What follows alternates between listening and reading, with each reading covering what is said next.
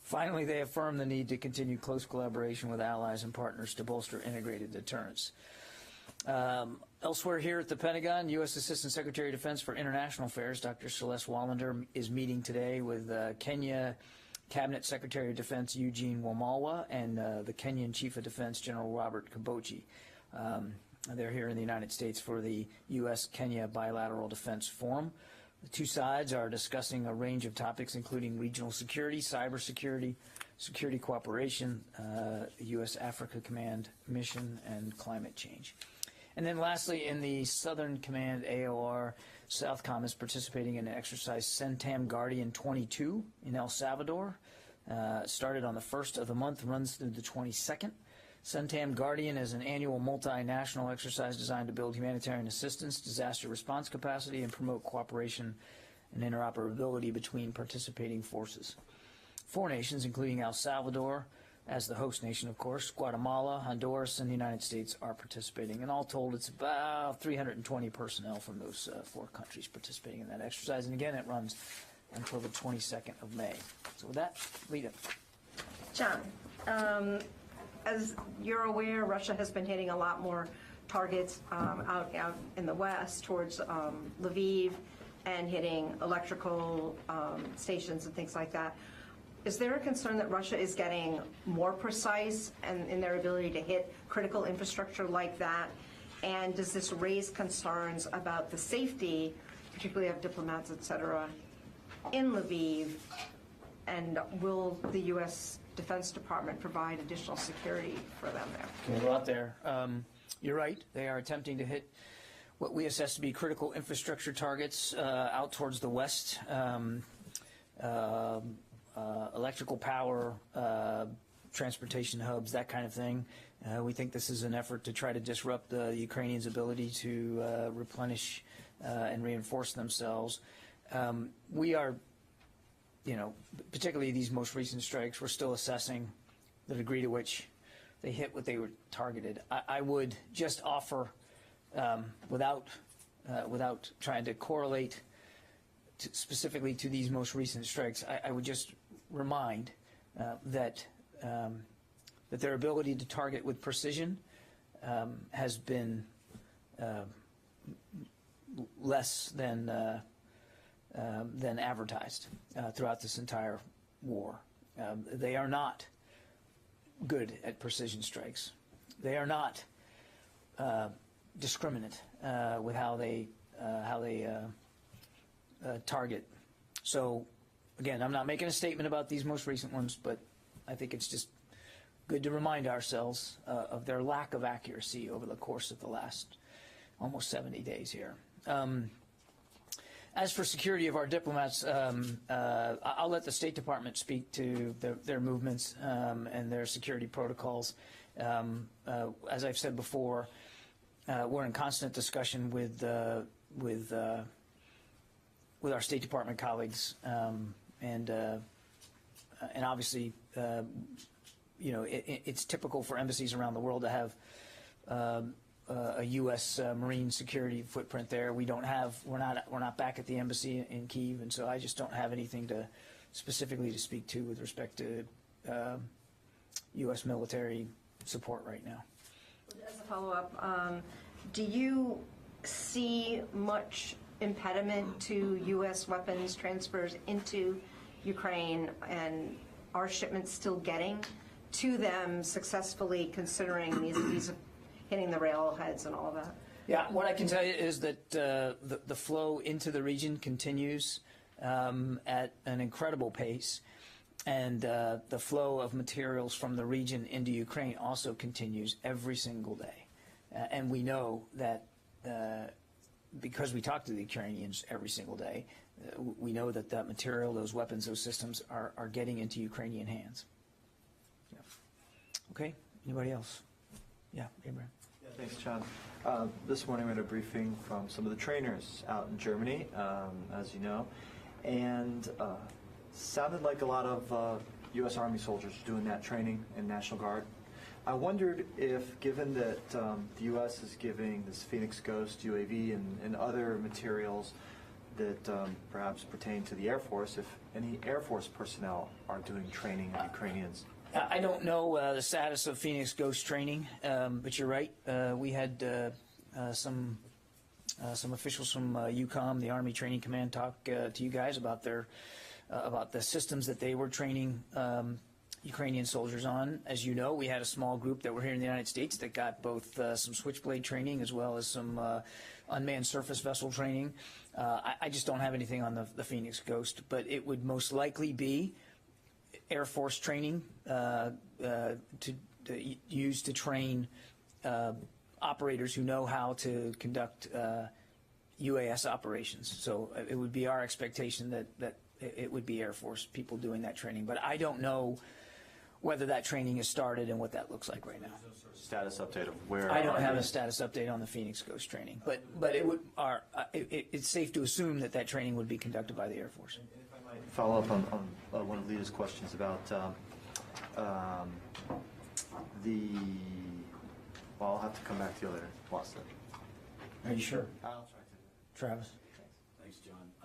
The department just decided to allow service members to ship gun safes with their household goods, and it said one of the reasons for that was suicide. The announcement also said that this was something that it was asked for, the Air Force had asked for.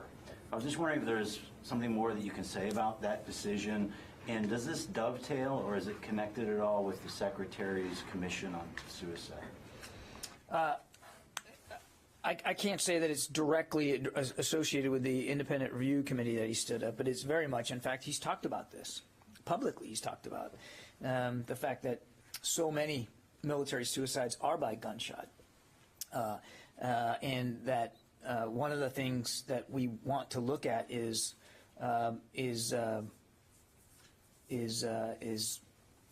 weapon safety, particularly making sure that that the men and women of the force know their options, what's available to them in terms of keeping firearms safe in the home. So we very much, and he very much welcomes any move by the services with respect to improving firearm safety in the home, as well, to include the travel between stations. I mean, that's welcome. It's prudent. It's the right thing to do because, again, so many suicides are happening due to gunshot wounds. You've talked in the past about the Secretary's concern about gun storage and suicide, and I'm just wondering if there is anything else that the department is looking at as far as storage, any changes or policies that it believes could help with suicide that might be coming up. I don't have any changes to policy to talk to you today, but it is a concern of the Secretary's and the department's, suicide writ large. As you know, that's why he stood up the independent review committee to take a look at this. So we're still putting all that together. But I don't have any specific announcements to make. Barbara? Different subject, if I may. Military women already face some of the, compared to their civilian counterparts, face some of the strongest legal restrictions on getting abortion services already. They can be assigned to states, just so you understand, my question's not hypothetical. They can be assigned to states with significant restrictions. If they want to go to another state for that medical service, they may have to ask their commander for leave. In their military hospitals and military insurance doesn't cover it. A number of states have trigger laws, should Roe versus Wade be overturned, that will automatically mean additional new restrictions are put into place. So my question is, in this environment, which already exists, separate from the national discussion on the Supreme Court, the existing environment for military women, what concerns do you have, does the Pentagon have, that as you go forward, women looking at joining the military and women already in the military may not see it as the most appealing choice for their careers if they could be assigned, for example, to a state with severe restrictions, which already are in effect in places like Texas? Do you have concerns that women, as we go forward here, may not see the military as an attractive career option for themselves? Could it impact readiness? Are there concerns about this? I think, Barb, in general, we're always concerned about being able to recruit and retain talent. And what causes an individual to want to join the military is often a very individual decision. And there's a lot of factors that affect one's decision to join, and certainly a lot of factors once one's in that affect their decision to stay. I'd rather not get into an abortion-centric discussion here today, but I can tell you that that the health and well-being of our men and women are of paramount concern to department leadership, and we certainly want to make sure that whoever they are and wherever they are, that they know that we're serious about that pledge, and that we are serious about making sure they have the information, the tools that they need to make the most informed decisions for their own personal health and well-being. That is, of course, in discussion with their physicians and their families. Is that okay? Well, I guess want not. to let my colleague ask her question as well, of course, but I'm going to ask, I guess, an additional time, because the national conversation is, and I realize it may be difficult from the podium, but the national conversation is not hypothetical. I didn't suggest that it was. No, you certainly did not. I want to say that for the record. You did not do that. The national conversation includes whether the military has opened its doors in recent years to get rid of the don't ask, don't tell policy, same-sex marriage, LGBTQ, women's reproductive rights. And I just wonder if the national conversation is yet at a point where the military, the Defense Department, feels it will be allowed to maintain a socially diverse force. And especially the question right now, because no secret to anybody, the Supreme Court conversation for women on reproductive rights. Yeah. I would just say a couple of things. I mean, one, we have never assumed, ever, that we are somehow immune to what's going on in the rest of America, whether that's a social issue, a medical issue, a legal issue, or an economic issue. We're an all-volunteer force and have been since the mid-'70s, which means we have to go out and recruit that talent. We've got to convince you that service in the United States military is in your interest as well as ours. Sometimes we're successful and sometimes not, and individuals obviously have a right to make that decision for themselves. And we know that.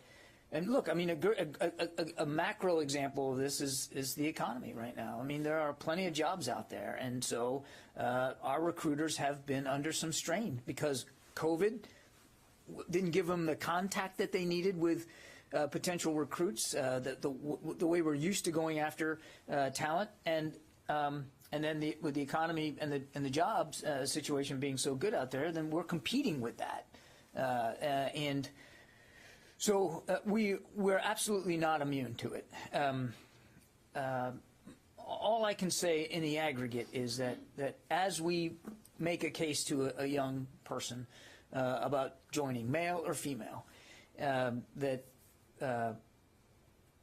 doesn't matter what service, what service you're talking about. I mean, we try to make clear to them that yes, service in the military can endure hardship. It can be dangerous. It is dangerous, but that there is also great opportunity in terms of education and learning skills, building leadership ability, and the sense of pride that comes with serving in the military. And when you sign that dotted line, that we commit back to you to make good on those promises as best we can, and that your health, your physical well-being, your mental health. We're just talking about suicides a little bit ago, and this is Mental Health Month, that your health, your total health matters to us, and that when you come in, we're going to care for that. And so again, Just a quick, do you think at this point there is, and I'm just asking your view, there's a risk to readiness if you cannot maintain the appeal of military service to women? Are you concerned it could get to that point? again, I want to separate this from the current debate now with respect to abortion rights. But the short answer to your question is, of course, yes. Of course, we cannot be an effective military without the brave women who serve inside the military and who serve in the civilian ranks. Think about the ways in which they contribute literally to operational readiness every day and are commanding at the highest levels, including 2 combatant commanders. It's important for the military to represent all of America, not just because it's important representationally, it's important operationally. And I've seen it myself at sea on ships. And why on earth would we not try to attract the best talent in America, regardless of background, as long as they're qualified and meet the requirements to come in? And there's lots of them, education and physical as well. But we would be to your question, we would be literally cutting into our readiness if we weren't talking with men and women about their concerns about joining and what anxiety or worries they might have and how we could allay those or address those. And then to continue to do that and to have those conversations as one progresses through one's career so that all those opportunities remain available to you. Yeah, go ahead. So just to follow up and raise it just a notch, the military has a great history of women on the tech side and science side making extraordinary contributions. And the White House is signing a national security memorandum today about quantum and women in science and technology. This is one of the areas where they are also leading, making leading contributions. So I'm just asking whether you might be concerned about the kind of workforce and being able to attract the workforce that can do the work that's needed in the science, in the quantum area. Again, I think, yes, of course we're concerned about that. We want a wide range of skills here in the military. Thank goodness there wasn't, in 1986, a strong emphasis on quantum intelligence, or I never would have gotten in. I mean, we don't, yes, STEM matters, and you saw in the budget we just submitted the highest ever amount of investment money we're asking for from Congress for research and development in science and technology. It's absolutely critical. You can't call China a pacing challenge and Russia an acute threat and then not try to invest in capabilities that allow you to get at dealing with those challenges and those threats. So it's absolutely vital to us. And we recognize that knowledge and scientific acumen doesn't just reside in one gender or the other. So of course we're concerned about that, and that's why, back to my answer to Barbara, we're going to be diverse in who we try to bring in. We bring in the best talent that we can, and then keep that talent. But we also need people who don't specialize in STEM, because there's a lot of skills in the military that require a different set of intellectual capacities and capabilities. Again, thank goodness for me, or I wouldn't have been able to join the United States Navy. That you have to be broad in how you're looking at who you're bringing in, and the broader the better, quite frankly. Yes. On the and Liz with Fox News. You're not Mike Stone from Reuters, are you? No. No. Okay. On the most recent North Korea ballistic test launch, is the timing of it concerning to you, considering President Biden is going to be in South Korea later this month and Japan later this month? And is there anything different in particular with this test launch? Well, we're still analyzing this launch. We're certainly aware of a ballistic missile launch yesterday, and we're consulting closely, as you might expect, with Japan and with our South Korean allies, as well as other partners in the region. So I don't have anything more on this launch. As for timing, I don't think we can say specifically that it's time for anything in particular. There's never a good time, quite frankly, for the DPRK to conduct these kinds of tests, and that's the larger point. So we'll consult with allies and partners in the region, and we'll continue to assess what happened here. We continue to call on the North to stop these provocative tests and to be willing to sit down, as we have offered we would be willing to do without precondition, and discuss a diplomatic way forward here to denuclearize the North. And quick follow-up, they've more than doubled the number of test launches since last year. Is the U.S., twice as concerned? How concerned is the U.S. compared to last year? We're still very deeply concerned about these tests and the provocative nature of their continuing ballistic missile program. And that is why, again, we have, not just the United States, but the international community has condemned these provocations. They are violations of UN Security Council resolutions. That's why we have called for the North to sit down, again, without precondition, and have a discussion. And it's also why we continue to focus on the readiness of our alliance in Japan, and meeting today with the Minister of Defense, and our alliance with our South Korean allies as well there on the peninsula. Yeah, Rio. Thank you. I want to ask you about the Secretary's meeting with Japanese Defense Minister Kishi. The Japanese government is revising its own national defense strategy. So what input did the Secretary give to the Japanese counterpart to enhance the U.S.-Japan defense cooperation and to make sure Japanese strategy is closely aligned with the U.S. national defense strategy? They did have a discussion today about our national defense strategy and the Japanese national security strategy, and I think the Secretary came away from the meeting feeling that they were very much aligned, and that is not a surprise because of our close alliance with Japan and the close, deep collaboration and cooperation we have military to military. So I think there was a very good discussion about that, and the Secretary doesn't have any concerns. Follow-up.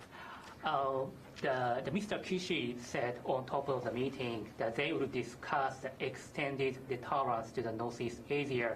So could you tell us more about what they discussed in greater detail? And does the Secretary think there should be some additional steps to keep the extended deterrence robust and credible?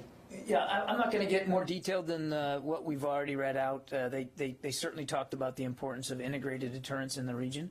This is something the Secretary has talked about since almost the day he took office.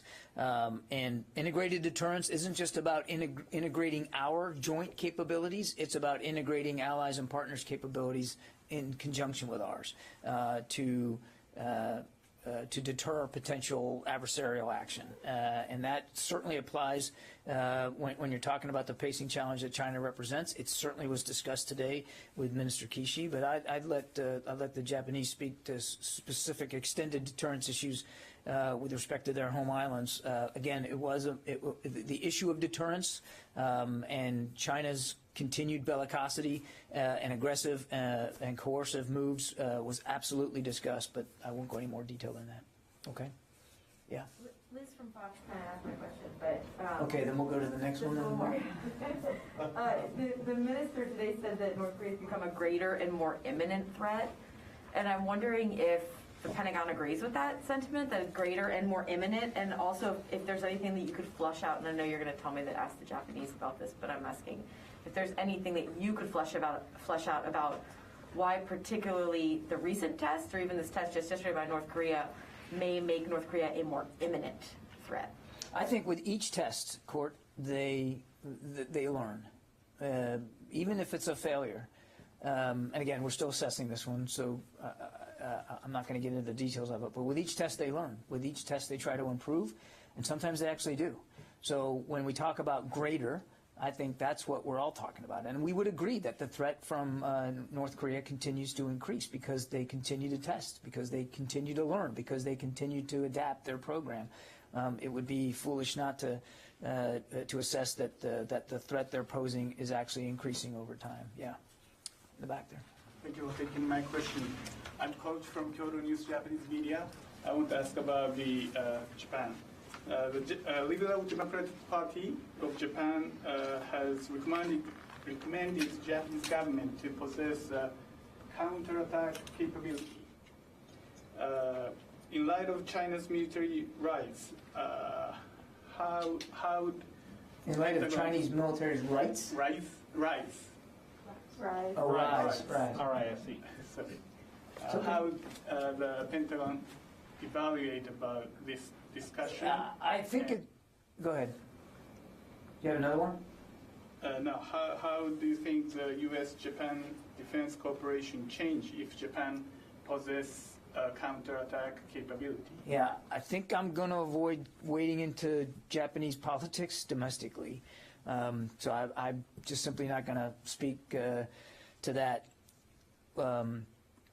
I would just say a couple of things. Again, the alliance with Japan is rock solid and gets better every year. And this is something that we're very dedicated to. I mean, with the first trip the Secretary took overseas was to Tokyo and to Seoul. And he was very glad to meet with the defense minister here today. We're always looking at ways to improve our collective defensive capabilities, and certainly with an eye on what China's doing in the region, no question about that. And again, I'd point you back to our budget submission, which the Secretary just testified to yesterday, and the kinds of capabilities that are in there designed to help us with the pacing challenge of China. And that was what the discussion was about, well, part of the discussion was about today with Minister Kishi, about how we continue to pursue this vision of integrated deterrence, again with an eye towards China. But as for internal Japanese politics and proposals to the government in Tokyo, I think I'd let the government in Tokyo speak to that. I hope you can understand that. Tony? I have one health question and a couple Russian questions. Has anybody who attended the White House Correspondents' Dinner from the Pentagon tested positive? Not to my knowledge. Good. Okay. Russia, the May Day victory parade that Putin wants to put on, what signs is the Pentagon watching for in terms of any mega assaults between now and May 9th to solidify a victory parade? I mean, massed armor formations, more massed aircraft, artillery bombardments, anything that would portend? Yeah, Tony, we're not watching what's going on in Ukraine, nor are we talking to the Ukrainians and trying to help them with an eye towards what May 9th is going to look like. Look, I don't know. We don't know if he's going to throw a parade or a party. We don't know. We've heard rumors of him. He's going to declare war. Now they're denying that. And we are not focused on what Russia is going to do on May 9th or what they're going to say or proclaim or celebrate. What we are focused on every day, including this day, is to make sure that we are helping Ukraine defend itself by getting them the weapons and the material they need as quickly as possible. And it's in lockstep with what they tell us they need. And if we don't have it, we're working with other countries that do have it that can help get it there. And in some cases, we're actually helping with that transport. So that's what the focus is on. I can't and won't speak to potential future operations in Ukraine. I wouldn't do that even if, we were talking about U.S. operations, and we're not. We're talking about a war in which we are not fighting. All I can tell you is that the Russians have not made the kind of progress in the Donbass and in the south that we believe they wanted to make.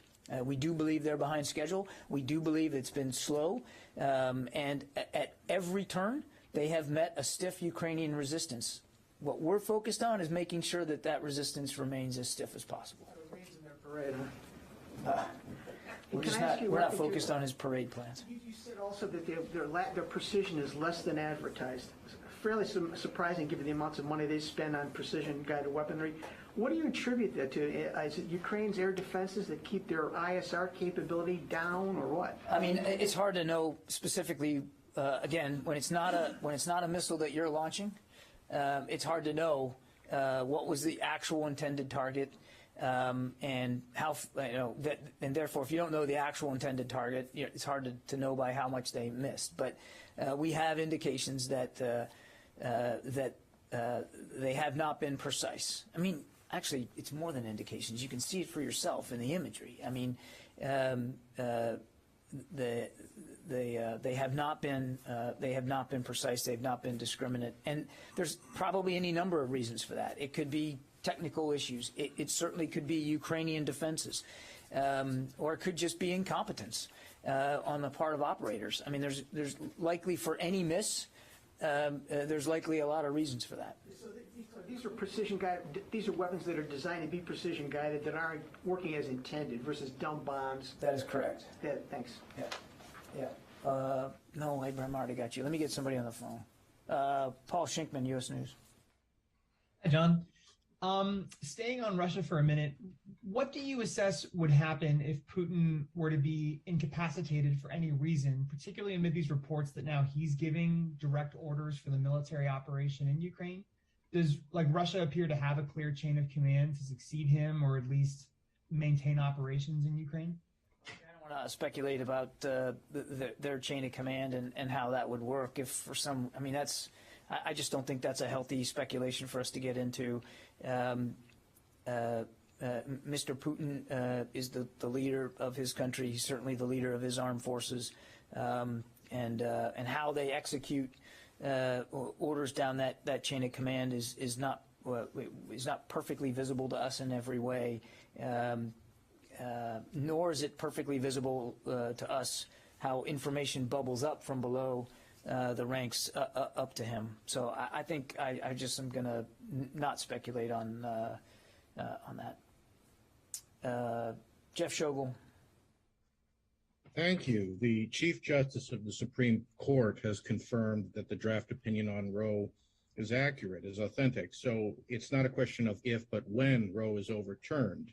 When that happens, will the Defense Department make sure that female service members and military dependents can still have surgeries for ectopic pregnancies, and they will not be prosecuted by state authorities if they have miscarriages? Jeff, I beg to differ. I think it's been stated that a draft opinion is just that, draft. And it's not our place here at the Department of Defense to speak to opinions by the Supreme Court that have not been rendered. So I'm just not going to entertain that. Karun Demarjan.